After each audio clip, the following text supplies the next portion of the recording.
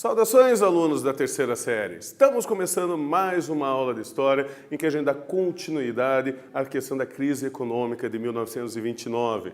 No caso, na aula de hoje, nós estaremos analisando os impactos que essa crise teve mundo afora, porque não foi uma crise que afetou só os Estados Unidos, ela foi uma crise grave que afetou grande parte dos países que tinham relações comerciais com os Estados Unidos e também as possíveis soluções para uma crise econômica tão violenta. Então, qual é o objetivo de hoje? É compreender os efeitos da crise para os Estados Unidos e para o mundo. E compreender o New Deal. O que é isso? Um novo acordo. É o plano de recuperação econômica que vai ser aplicado nos Estados Unidos. Hoje a gente vai ver como que eles tentaram fazer a solução para a crise econômica mais grave já vista até então. Mas antes, você sabe dizer como estava a economia americana após a Primeira Guerra Mundial? E você lembra quais motivos que levaram a economia americana a entrar em crise em 1929? Vamos respondendo aqui que após a Primeira Guerra Mundial, a economia americana se encontrava em grande crescimento devido ao aumento da importação industrial e agrícola pela Europa. A Europa, vitimada pela Primeira Guerra Mundial, teve seu parque industrial e suas plantações bombardeadas, quebradas. Então a economia europeia não estava em bom grau depois da Primeira Guerra Mundial. Já os Estados Unidos, ele não teve uma batalha, um bombardeio em seu território. Seu parque industrial estava intacto, suas terras estavam intactas. E a melhor coisa de tudo, a Europa estava precisando comprar produtos industriais, porque ela ainda não estava conseguindo produzir, e precisava comprar produtos agrícolas, que ela ainda não estava conseguindo produzir. Mas ela vai lentamente recuperando sua economia. Com o fim da guerra, a Europa se recuperou. Porém, só que os americanos acharam que ia continuar aquele ritmo de produção, de compra, de consumo dos europeus, dos produtos americanos. E eles não diminuíram a produção. Então, a economia americana continuava aumentando sua produção, o que gerou uma crise de superprodução. Você tinha muitos produtos e não tinha comprador. Não tinha ninguém para comprar esses produtos. Vamos lembrar aqui, gente, que no ano de 2020... para amenizar uma possível crise econômica em meio à pandemia, o governo brasileiro tomou uma medida. Ele anunciou o auxílio emergencial. Qual que era o objetivo desse auxílio emergencial? Ele tinha dois objetivos básicos. O primeiro, garantir a alimentação e o básico para aquela população que eventualmente ficasse desempregada. Mas o segundo objetivo talvez seja o mais importante, manter o consumo dessa população, que essa população continuasse consumindo mesmo estando desempregada. Porque se uma pessoa não consome, isso pode ser um problema daí para a produção, que a produção não vai ter venda, a fábrica não vai vender. Então, você tentar manter essa relação entre consumo e produção é algo muito essencial para um regime capitalista. Você já pensou como a transferência de renda pode ajudar a desenvolver uma economia? E vou lembrar vocês uma coisa, o Brasil não foi o único país que tomou essa medida. A Inglaterra tomou essa medida, os Estados Unidos tomou essa medida, a França tomou essa medida. Todo mundo se preparando para manter o consumo e o bem-estar das pessoas e amenizar os problemas da economia.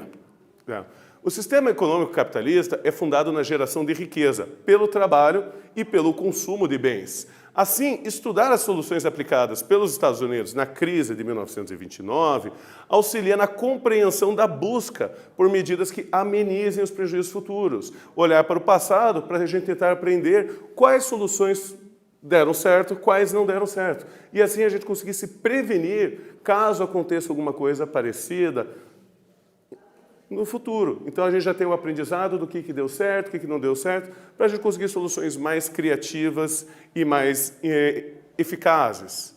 Então vamos lembrar que em 1920 a economia americana estava plena. Foi o que eles chamaram de os loucos anos 20, em que os americanos compravam ação, vendiam ação, compravam carro, hipotecavam a casa, compravam trator. Só que daí com a crise de 29, a década de 1930 vai ser chamada de a Grande Depressão. Depois da euforia, vem a depressão. Tá? Isso aí gerou um clima de pessimismo em todos os setores da sociedade. Na agricultura, na cidade, o empregado, o patrão, o acionista de empresas, todos eles começaram a ficar com medo do que podia acontecer depois. E nos Estados Unidos, os mais pobres foram os que mais foram atingidos pela crise, porque eles perderam seus empregos e não tinham seus direitos trabalhistas. Com a profunda recessão, os Estados Unidos suspenderam importações e cortaram crédito aos demais países.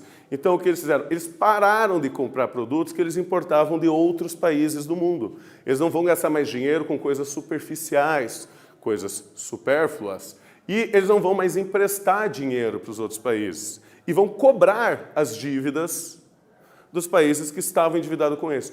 Com isso, o que os Estados Unidos conseguem fazer? Ele exporta a crise para o resto do mundo. A crise de 29 teve seus efeitos sentidos em todos os países que faziam aí relação econômica com os Estados Unidos ou tinham um empréstimo com os Estados Unidos. No caso, por exemplo, o Brasil, grande parte da nossa exportação era de café para os Estados Unidos. Os Estados Unidos parou de comprar café brasileiro. E o que aconteceu? Você vai ter a queda do preço do café em 75%. Isso gera uma grande crise na agricultura do café no Brasil. E também em outros países. Você vai ter queda do preço da carne na Argentina, porque os Estados Unidos não estavam mais comprando carne. Você vai ter queda do preço da lã na Austrália, queda do preço da borracha no Oceano Pacífico, queda do preço do cacau, queda do preço do algodão. Isso aí, por os Estados Unidos não estar mais comprando, todos esses mercados vão entrando em crise, vão entrando com problema. Então, praticamente toda a Europa Ocidental e a América Latina foram atingidas por essa crise. Como os Estados Unidos era a alavanca do comércio mundial, a crise logo se irradiou, se espalhou para todo o mundo. Tá? O melhor padrão de vida do mundo. Não há jeito melhor do que o jeito americano. Aquela velha propaganda do American Way of Life. E essa aqui é uma foto extremamente simbólica sobre isso. Que você tem a propaganda de que o padrão americano de consumo é o melhor do mundo, que as pessoas mais têm coisas em casa, mais têm capacidade de consumir, tá? E você tem uma fila para distribuição de sopa para os desempregados durante a crise. Então, o pessoal aí está indo pegar caridade, eles estão desempregados, eles não têm emprego. Tá? Essa foto foi tirada no Kentucky em 1937. Vamos para a nossa primeira atividade, então, da aula de hoje. Os Estados Unidos reduziram tanto as exportações quanto as importações, em cerca de 70%. Com isso, o Brasil, que na época era um grande exportador de café, mais de 60% do que a gente exportava era café, e tinha nos Estados Unidos o seu maior comprador, foi duramente atingido pela crise. Então, duas perguntinhas para a gente. A, por que a crise atingiu o Brasil com tanta intensidade? E B, quais foram os efeitos da crise para o Brasil? Vocês têm um tempinho para pensar e a gente já retorna.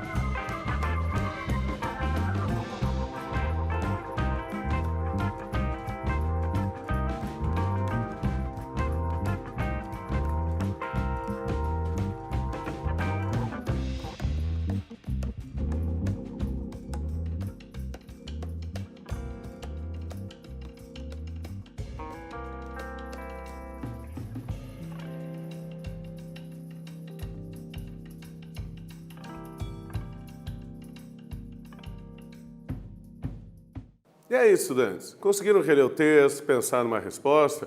Vamos lembrar, a pergunta era, por que a crise atingiu o Brasil com tanta intensidade e também quais foram os efeitos dessa crise no Brasil. Então, minha sugestão de resposta para vocês é para a letra A, porque a economia brasileira dependia em boa parte das exportações de café para os Estados Unidos, que, estando em crise, reduziram a compra, a importação desse produto. Como eles tinham pouco dinheiro, eles vão gastar só no essencial. E o café para eles, então, eles não vão comprar mais tanto café. E na letra B, sem comprador, os estoques de café aumentaram. E vamos lembrar Adam Smith novamente, liberalismo clássico, lei da oferta e da procura. Se você tem muito de um produto no mercado, qual é a tendência do preço? É diminuir. Agora a gente tem estoques gigantescos de café que não foram vendidos. Adivinha o que aconteceu com o preço do café? Caiu. Então, sem comprador, os estoques de café aumentaram. E os preços desse produto caíram, o que arruinou muitos cafeicultores no Brasil, gerando desemprego e carestia. Sim, nós também fomos duramente atingidos por essa crise que teve início nos Estados Unidos. Tá?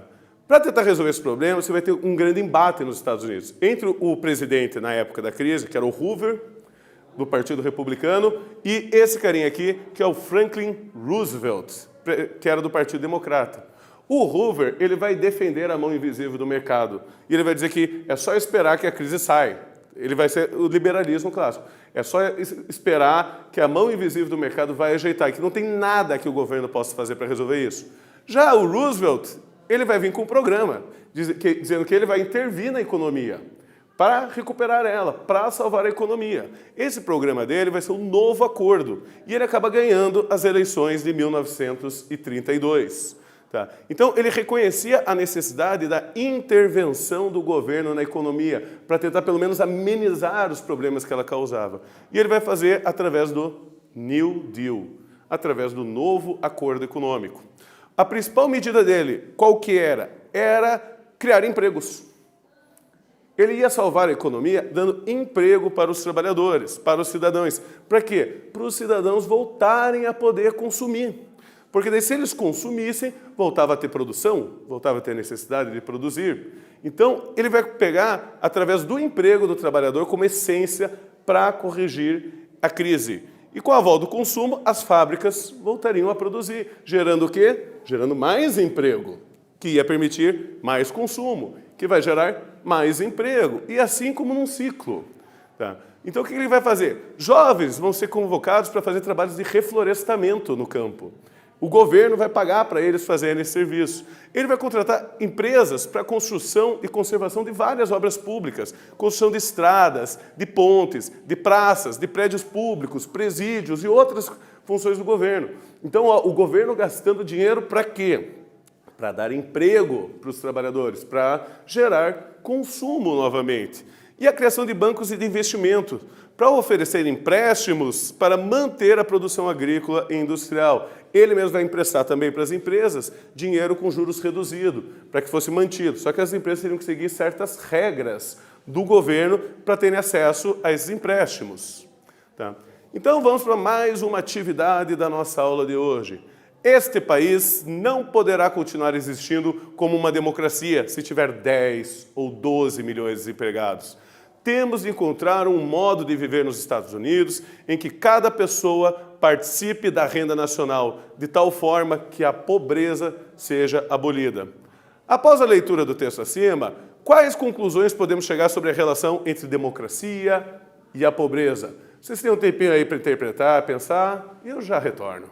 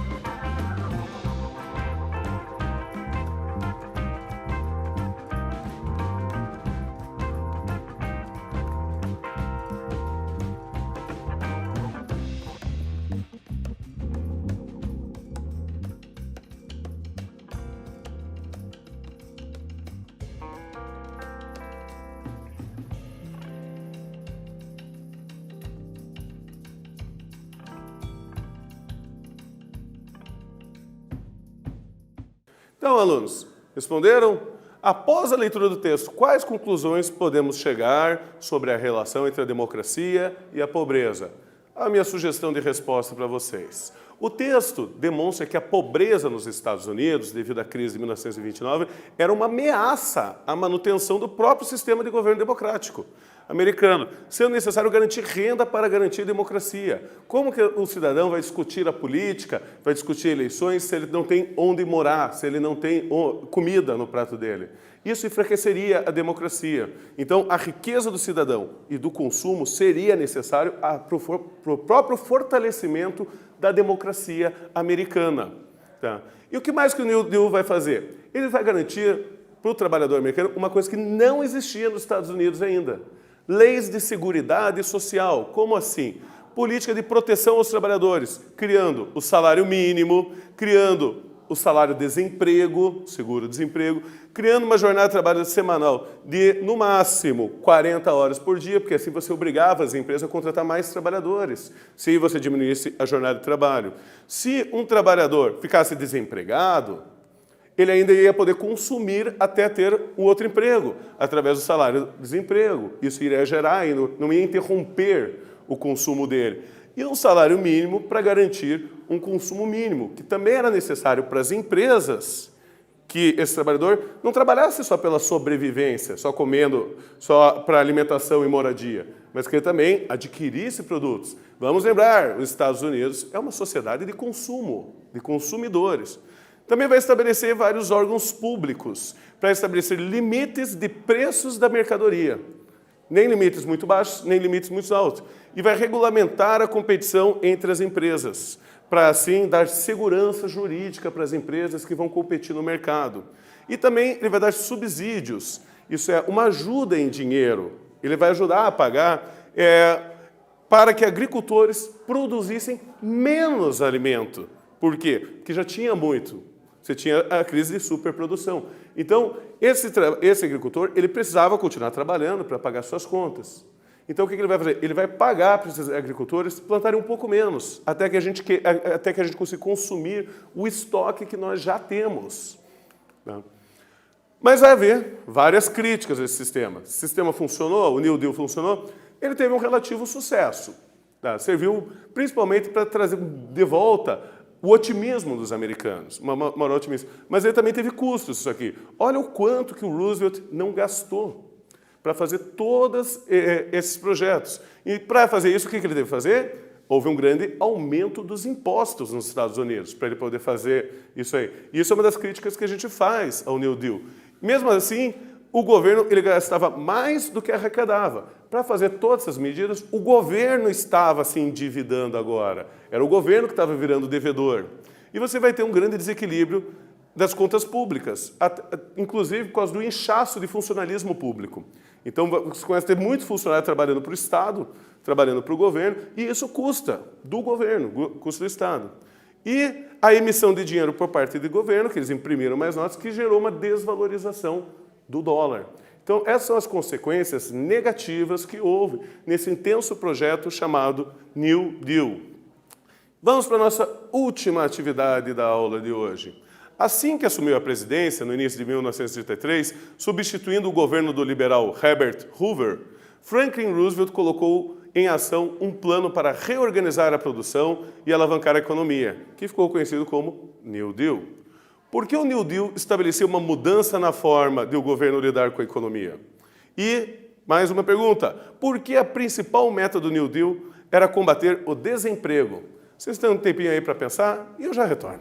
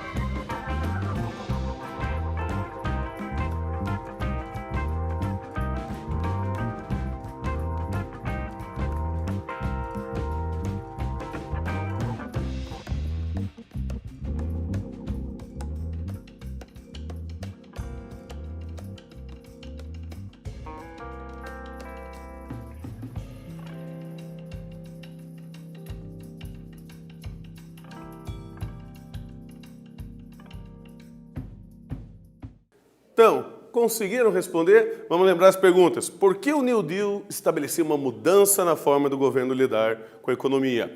E por que a principal meta do New Deal era combater o desemprego? Então eu respondo para vocês. Na primeira pergunta, o governo dos Estados Unidos passou a intervir na economia. Não era mais aquele liberalismo clássico da mão invisível do mercado.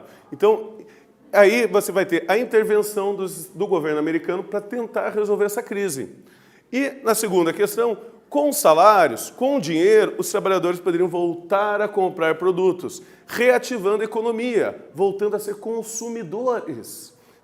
E a fábrica, então, voltaria a ter que produzir, porque como você tinha consumo de volta, vai haver necessidade de fazer a produção também de volta. Certo? Então, retomada da nossa aula. Os impactos da crise de 29 atingindo principalmente os Estados Unidos, mas também a maior parte dos países que mantinham relações comerciais com ele. Lembre-se, a crise acabou sendo exportada. E o New Deal, o Programa de Recuperação Econômica dos Estados Unidos, com a interferência do governo na economia. Então, agradeço a todos. Até a próxima!